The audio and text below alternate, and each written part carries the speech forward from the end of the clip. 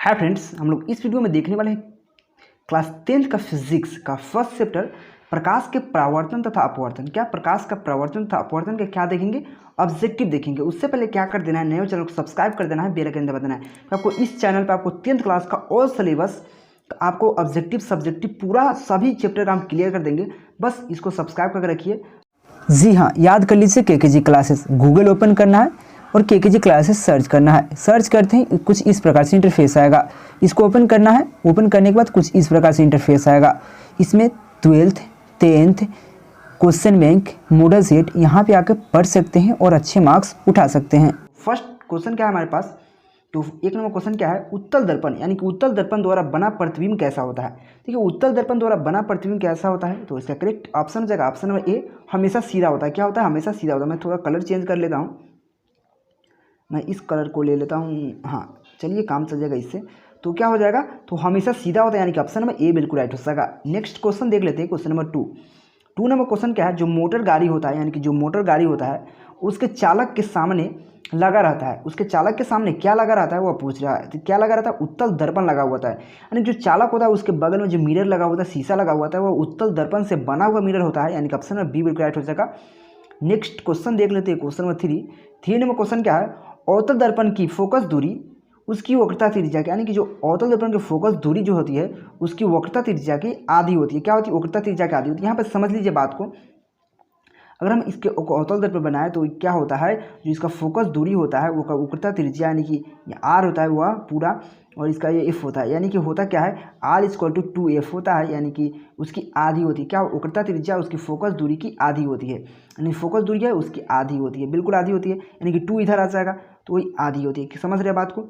Next question पर बढ़ जाते हैं, क्वेश्चन नंबर 4 नंबर क्वेश्चन क्या है, एक प्रतिबिंब का आकार हमेशा वस्तु के बराबर है, यानी कि जो वस्तु है उसका जो प्रतिबिंब है उसका बराबर है, यानी कि हरदम उसका जो आकार है उसका प्रतिबिंब जो वस्तु के बराबर चल रहा है, यानी कि जो इसका बराबर है जो इतना बराबर है, यानी कि दोनों जो वस्तु का प्रतिबिंब हमेशा वस्तु के बराबर है, यानी कि समतल दर्पण ही होगा, यानी कि ऑप्शन नंबर सी बिल्कुल राइट हो जाएगा 4 का। नेक्स्ट क्वेश्चन हो जाएगा क्वेश्चन नंबर 5 नंबर क्वेश्चन क्या है, प्रकाश के परावर्तन के कितने नियम है। तो प्रकाश के परावर्तन के 2 नियम होते हैं, यानी कि ऑप्शन नंबर बी राइट हो जाएगा, क्योंकि 2 ही नियम प्रकाश के परावर्तन के हैं। क्योंकि आपतन कोण परावर्तन कोण के बराबर होता है, और अभिलंब पर डाला गया जो लंब होता है वो तीनों क्या होता है, एक दूसरे पर लंब होता है। ये बात रहेगी, आपतन कोण परावर्तन कोण और अभिलंब पर डाला गया लंब जो होता है एक दूसरे के बराबर होता है, वही कहता है, यानी कि परावर्तन का नियम। समझ रहे, यानी कि 5 का हो जाएगा हमारे पास बी नंबर बिल्कुल राइट हो जाएगा। 2 ही नियम होता है। ऐसे आपको हम सब्जेक्टिव में पढ़ा देंगे, टेंशन मत लीजिए। तो यहाँ पे देखिए आपको 6 नंबर क्वेश्चन क्या है, समतल दर्पण द्वारा बना प्रतिबिंब कैसा होता है, यानी कि समतल दर्पण द्वारा जो बना प्रतिबिंब कैसा होता है वह पूछ रहा है। तो इसका करेक्ट ऑप्शन हो जाएगा ऑप्शन में भी काल्पनिक होता है। जो भी समतल दर्पण द्वारा जो भी प्रतिबिंब बनता है वह काल्पनिक बनता है, यानी कि ऑप्शन में बी बिल्कुल राइट हो जाएगा। नेक्स्ट क्वेश्चन देख लेते हैं, क्वेश्चन नंबर 7 नंबर क्वेश्चन क्या है, गोलीय दर्पण, क्या कहा, गोलीय दर्पण की फोकस एवं वक्रता त्रिज्या के बीच का संबंध होता है। तो अभी बताएंगे आपको, जो उसका वक्रता त्रिज्या होता है वो क्या होता है, फोकस के आधा होता है, यानी कि r इक्वल टू 2f। अगर हम आपको समझाने का प्रयास करें तो देखिए, आपको अगर हम एक अवतल दर्पण ले, एक अवतल दर्पण जिसके मान के यहाँ पे वक्रता केंद्र है, तो यानी कि वक्रता त्रिज्या r हो जाएगा, यहाँ से यहाँ ले, यहाँ पे फोकस दूरी यानी कि फोकस है, तो यहाँ पे फोकस दूरी हो जाएगा f हो जाएगा। यानी देखिए इसका इतना दूरी और इतना दूरी दोनों बराबर है, यानी कि उसका आधा होता है, यानी कि एक एफ यहाँ से यहाँ तक एफ हो जाएगा, एक एफ यहाँ से वहाँ, यानी कि आर जो है यहाँ से लेकर यहाँ तक कवर कर रहा है, और एफ इतना इतना आधा आधा कर रहा है, यानी कि दोनों एफ 2f बराबर आर नहीं लिख सकते, बिल्कुल लिख सकते, वही फार्मूला कहते हैं, यानी कि r इक्वल टू 2f, यानी कि r क्या है, तो वक्रता त्रिज्या है, और f क्या है तो फोकस दूरी है, यानी कि r इक्वल टू 2f होता है। कभी कभी आपको f इक्वल टू आपको मिल जाएगा r/2, यह ध्यान रखिएगा, यानी कि ऑप्शन नंबर ए बिल्कुल राइट हो जाएगा। नेक्स्ट क्वेश्चन देख लेते हैं, क्वेश्चन नंबर 8, दाढ़ी, यानी कि जो दाढ़ी बनाया जाता है, सिंपल भाषा में समझिए, दाढ़ी बनाने में कौन सा दर्पण का उपयुक्त होता है। जो दाढ़ी बनाने में लिए कौन सा दर्पण होता है, तो अवतल दर्पण से बना हुआ मिरर जो होता है, हम लोग सैलून में जाते हैं, हम लोग बाल कटवाने जाते हैं, तो वहाँ पे जो भी दर्पण रहता है वो में देखिएगा, थोड़ा हम लोग जैसे रहते हैं वैसे नहीं, थोड़ा स्मार्ट दिखते हैं। हम वहाँ पे जाने के बाद देखिएगा आप थोड़ा स्मार्ट दिखिएगा, क्यों, क्योंकि वहाँ पे अवतल दर्पण आता है, वह समतल दर्पण नहीं रहता, बेसिकली वह झुका हुआ कुछ रहता है, यानी कि अवतल दर्पण का प्रयोग किया जाता है, इसलिए हम लोग क्या होते हैं कि अच्छा प्रकार से देख पाते हैं, यानी कि ऑप्शन में यहाँ पे क्या हो जाएगा, सी बिल्कुल राइट हो जाएगा।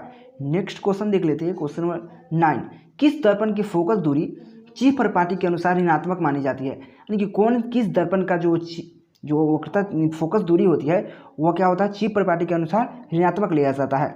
जिसका करेक्ट ऑप्शन हो जाएगा अवतल दर्पण, क्योंकि अवतल दर्पण जो भी बनता है इस प्रकार से बनता है तो इधर फोकस दूरी होता है ऋणात्मक लिया जाता है, क्योंकि यहाँ आपको इधर ऋणात्मक होता है, आप पढ़े हुईएगा चतुर्थांश, इधर धनात्मक इधर ऋणात्मक होता है, आपको पता ही है। तो यह बात ध्यान रखिएगा, यानी कि फोकस दूरी अवतल दर्पण में ही ऋणात्मक लिया जाता है, यानी कि ऑप्शन नंबर सी बिल्कुल राइट हो जाएगा। नेक्स्ट क्वेश्चन देख लेते हैं, क्वेश्चन नंबर 10 नंबर क्वेश्चन क्या है, किस दर्पण का आपतन कोण हमेशा बराबर होता है। यानी कि किस दर्पण का जो आपतन कोण होता है वो हमेशा बराबर होता है, जो आपतन यानी किसी दर्पण का आपतन कोण हमेशा बराबर होता है किसके, परावर्तन कोण के, आपतन कोण के। तो इसका करेक्ट ऑप्शन हो जाएगा परावर्तन कोण के, यानी कि जो आपतन कोण परावर्तन कोण के बराबर होता है ये आपको परावर्तन के नियम कहता है, यानी कि ऑप्शन में ए बिल्कुल राइट हो जाएगा।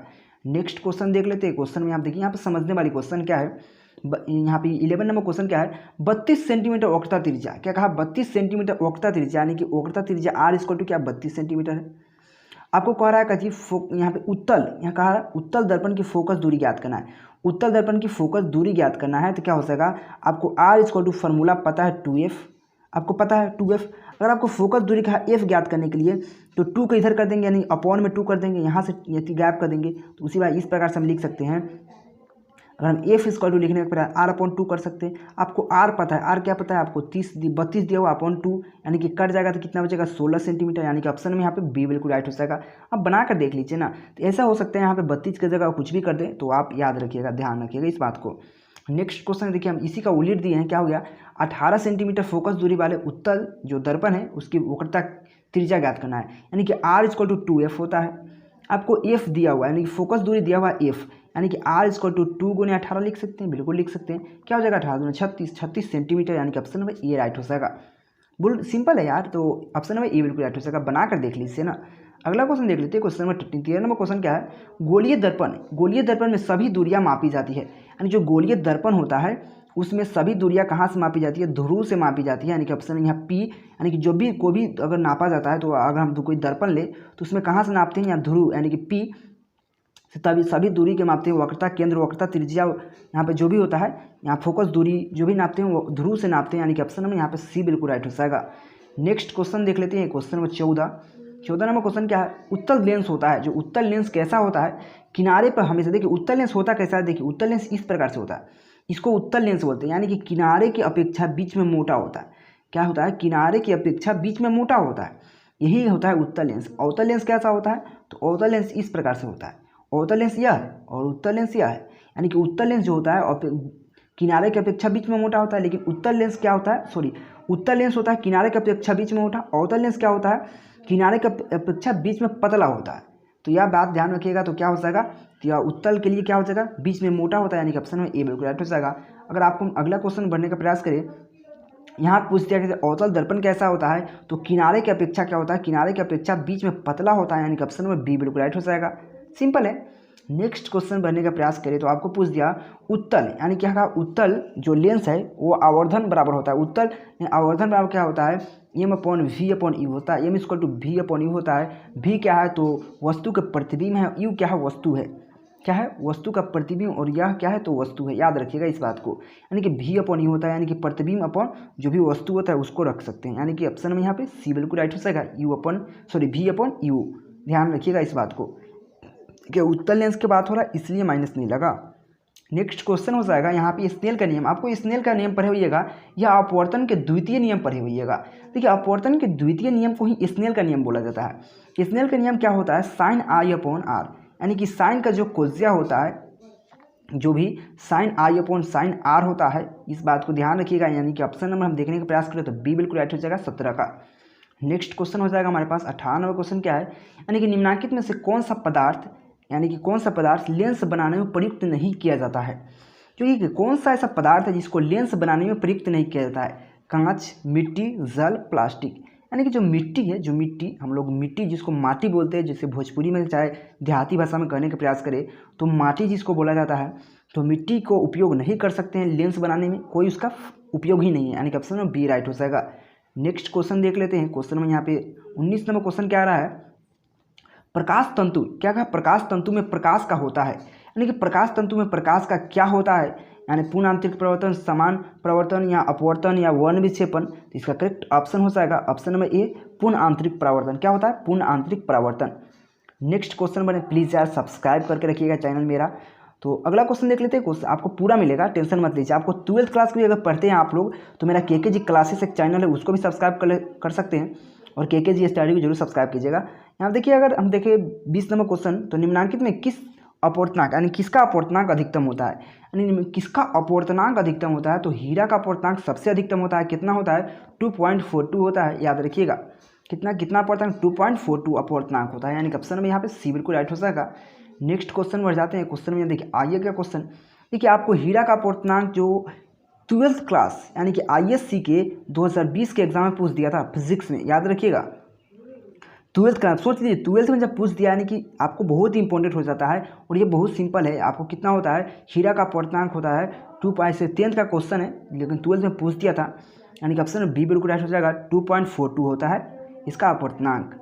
समझ रहे बात को? नेक्स्ट क्वेश्चन में बढ़ जाते हैं, क्वेश्चन नंबर 22। ठीक है, 22 नंबर क्वेश्चन क्या आपको बनाकर बताएंगे, टेंशन मत लीजिए।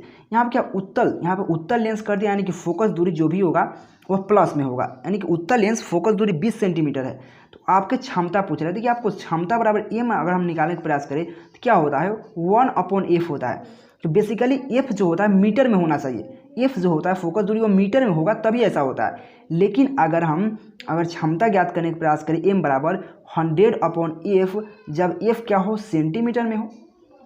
बात रखिए समझिएगा, अगर m इक्वल टू अगर 1/f लेते हैं तो f होगा मीटर में, अब 100/f लेते तो f होगा सेंटीमीटर में, यानी कि फोकस दूरी यहाँ पे क्या दिया? सेंटीमीटर। यानी कि जब भी हम बनाएंगे यानी कि m इक्वल टू लेंगे क्या? 100/f, f यानी कि 20। क्यों? क्योंकि यहाँ पे जो फोकस दूरी है क्या है? सेंटीमीटर में, इसलिए ऊपर 100 लिए। क्या उत्तल लेंस है? उत्तल लेंस के लिए माइनस नहीं लगाएंगे, क्योंकि उत्तल लेंस का फोकस दूरी प्लस होता है और अवतल लेंस का जो फोकस दूरी होता है वो माइनस में लिया जाता है ची प्रॉपर्टी के अनुसार। तो प्लस लेंगे यानी कि यह से कट जाएगा, कितने मतलब 5 मतलब, यानी कि हो जाएगा हमारे पास आवर्धन क्षमता बराबर, यानी लेंस की क्षमता बराबर 5 डायोप्टर। क्योंकि लेंस का क्षमता का SI मात्रक जो होता है डायोप्टर होता है, या m इन्वर्स लिख सकते हैं, मीटर इन्वर्स भी लिखा जाता है। यह बात ध्यान रखिएगा। ठीक है, हम इतना बात बोल रहे हैं, लेकिन आप इतना अगर थोड़ा भी अगर ध्यान सुनिएगा, बहुत ऐसा क्वेश्चन आपको क्लियर हो जाएगा, ध्यान रखिएगा। तो इसका हो जाएगा 5 डायोप्टर, कितना? +5 डायोप्टर। अगर यही आपको अवतल कह दिया तो -5 डायोप्टर होता है, लेकिन आपको जब यहाँ पे उत्तल कह दिया यानी कि +5 डायोप्टर, यानी कि ऑप्शन में यहाँ पे बी राइट हो जाएगा। यह बात ध्यान, छोटी छोटी बात ध्यान रखना पड़ता है। अगर नेक्स्ट क्वेश्चन में बात करें, यहाँ पे 23 नंबर क्वेश्चन है, लेंस की क्षमता का SI मात्रक देखिए। तो इसका अगर हम लिखने का प्रयास करें तो अभी बताएं आपको, अगर m इक्वल टू लिखे तो 1/f लिखते हैं जब f मीटर में होता है, यानी कि हम इसका अगर क्षमता का SI मात्रक देखें तो मीटर इन्वर्स कर सकते हैं, क्योंकि मीटर ऊपर जाएगा इन्वर्स में जाएगा, या डायरेक्ट हम डायोप्टर लिख सकते हैं, डी यानी कि डायोप्टर, या हिंदी में डायोप्टर लिख सकते हैं। यानी कि आपको पता होना चाहिए, आपका सी नंबर बिल्कुल राइट हो जाएगा, लेंस की क्षमता का SI मात्रक। कभी कभी आपको m इन्वर्स पूछ दे तब सही है, कभी कभी आपको डायोप्टर लिखते वो भी आपको मारिएगा, यानी कि आपको कोई एक ही पूछेगा, इसलिए हम तीनों लिख दिए हैं। डी से डायोप्टर होता है, यहाँ पे डायोप्टर हिंदी में भी लिखा हुआ है, और एम इन्वर्स भी लेंस की क्षमता का मात्रक होता है। ठीक है, आपको हम पर्पस ये नहीं होता है कि हम सिर्फ क्वेश्चन बताएं, ऐसा नहीं, समझाने का प्रयास करना चाहिए। यहाँ पे 24 नंबर क्वेश्चन क्या? निम्नलिखित में से किस लेंस को अपसारी लेंस कहा जाता है, यानी किस लेंस को अपसारी लेंस कहा जाता है? तो किस लेंस को कहा जाता है? अवतल लेंस को कहा जाता है, यानी कि ऑप्शन में यहाँ पे बी राइट हो जाएगा, अवतल लेंस को ही अपसारी लेंस कहा जाता है। नेक्स्ट क्वेश्चन की बात करें तो 25 नंबर क्वेश्चन क्या है? प्रकाश की चाल सबसे अधिक होता है, जो प्रकाश की चाल सबसे अधिक कहाँ होता है? तो निर्वात में होता है, यानी कि ऑप्शन नंबर सी राइट हो जाएगा। निर्वात में ही सबसे अधिक प्रकाश की चाल होता है, यानी कि ऑप्शन नंबर सी राइट है। नेक्स्ट क्वेश्चन की बात करें, क्वेश्चन नंबर 26, प्रकाश के अपवर्तन के कितने नियम हैं? देखिए, प्रकाश के परावर्तन के 2 नियम हैं और प्रकाश के अपवर्तन के भी 2 नियम हैं, यानी कि ऑप्शन में यहाँ पे हो जाएगा बी राइट हो जाएगा।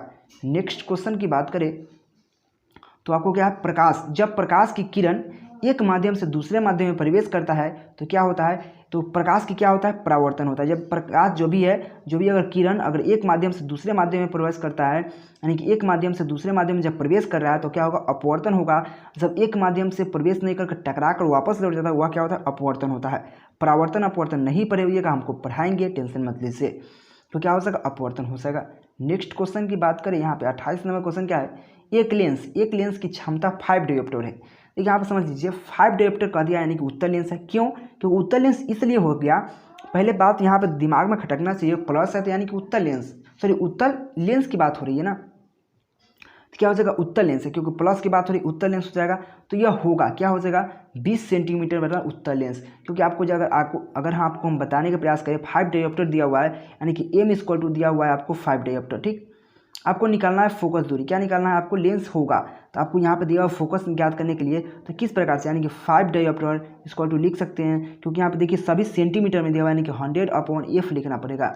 एफ को इधर कीजिएगा, एफ इक्वल टू क्या हो जाएगा 100/5, यानी कि 5 से कट जाएगा 100 20 मीटर, यानी कि एफ इक्वल टू हो जाएगा हमारे पास जो एफ इक्वल टू आएगा 20 सेंटीमीटर आएगा। क्या आ जाएगा 20 सेंटीमीटर, और क्या होगा प्लस में है उत्तर होगा, यानी कि ऑप्शन में बी राइट हो जाएगा 28 का। समझ रहे बात को। अगर नेक्स्ट क्वेश्चन की बात करें 29 नंबर क्वेश्चन क्या है, किसी समतल दर्पण द्वारा आवर्धन होता है, यानी कि जो समतल दर्पण का आवर्धन क्या होता है तो +1 होता है। क्या होता है +1 होता है, यानी कि ऑप्शन में बी राइट हो जाएगा। अगर नेक्स्ट क्वेश्चन की बात करें क्वेश्चन नंबर 30, गोलीय दर्पण के ध्रुव से, यानी कि गोलीय दर्पण के ध्रुव से वक्रता केंद्र की दूरी को कहते हैं। यानी कि आप समझ यहाँ पे अगर कोई हम दर्पण लिए, ठीक है ना, गोलीय दर्पण के ध्रुव से, यानी कि ध्रुव यानी कि पी होता है ध्रुव, उससे हम क्या कर रहे हैं वक्रता केंद्र सी, उसके बीच की दूरी क्या कहते हैं वक्रता त्रिज्या कहते हैं। वक्रता त्रिज्या r द्वारा दर्शाया जाता है, यानी कि ऑप्शन में भी यहाँ पर हो जाएगा सी राइट हो जाएगा वक्रता त्रिज्या। तो आपको इस वीडियो में 30 क्वेश्चन था और 30 क्वेश्चन तो इंपॉर्टेंट क्वेश्चन था, उसके बाद आपका आंसर आता है। तो आपको पीडीएफ कहाँ मिलेगा, उसका लिंक डिस्क्रिप्शन में है, या मेरा एक केकेजी क्लासेस का चैनल है आपको टेलीग्राम पे, वहाँ पे जाकर बहुत बच्चे जुटे हुए हैं, 10,000 प्लस अभी बच्चे हैं, तो वहाँ पे जाकर आप वहाँ पे ज्वाइन होइए और वहाँ पे आपको पीडीएफ फ्री में मिल जाएगा, कोई पैसा नहीं लगेगा, फ्री में आप पीडीएफ ले लीजिए, आपको हर विषय का पीडीएफ मिलेगा। तो प्लीज़ यार अगर मुझसे कॉन्टेक्ट करना चाहते हैं, मुझसे बात करना चाहते हैं, तो मेरे इंस्टाग्राम पे फॉलो कर सकते हैं। तो thank you watching for this video. अगर वीडियो पसंद तो प्लीज़ लाइक कमेंट सब्सक्राइब और दोस्तों को जरूर शेयर कीजिएगा। Thank you. जी हाँ, याद कर लीजिए केकेजी क्लासेस गूगल ओपन करना है और केकेजी क्लासेस सर्च करना है। सर्च करते ही कुछ इस प्रकार से इंटरफेस आएगा, इसको ओपन करना है। ओपन करने के बाद कुछ इस प्रकार से इंटरफेस आएगा, इसमें 12th 10th question bank model set यहाँ पे आकर पढ़ सकते हैं और अच्छे मार्क्स उठा सकते हैं।